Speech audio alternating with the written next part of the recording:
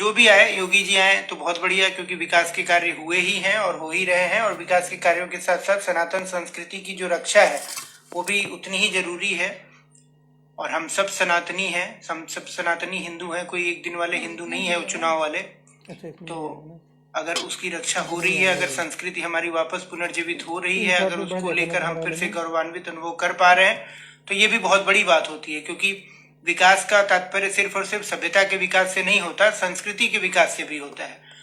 और सभ्यता का विकास तो फिर भी हम कह सकते हैं कि भाई बहुत सारे देशों का हुआ है, लेकिन जो सनातन संस्कृति है, जो कि प्राचीनतम संस्कृति है विश्व की, उसका भी विकास होना उतना ही जरूरी है। क्योंकि वो बीच में काफी आक्रांता जो आए, विदेशी आक्रमणकारी जो आए अलग अलग समय पे, अलग अलग तरीके के, उन्होंने उस संस्कृति को काफी हमारी जो पुरानी प्राचीनतम संस्कृति थी सनातन की, हिंदू की संस्कृति, उसको दबा रखा था।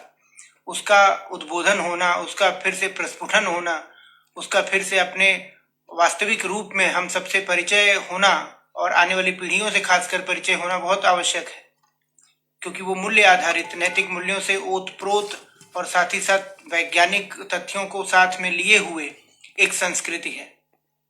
उसमें सिर्फ और सिर्फ भौतिकतावाद नहीं है, उसमें सिर्फ और सिर्फ उपभोक्तावाद नहीं है, उसमें सिर्फ और सिर्फ पदार्थ को ही महत्व नहीं है, बल्कि उसमें जो सार तत्व है जीवन का, उस जीवन के बड़े उद्देश्यों की तरफ इशारा है, उसको भी समझना आवश्यक है। उसमें नैतिकता के तत्व हैं, उसमें धार्मिक आस्था के तत्व हैं, उसमें आध्यात्मिकता है, तो उसकी भी जरूरत है ऑब्वियसली।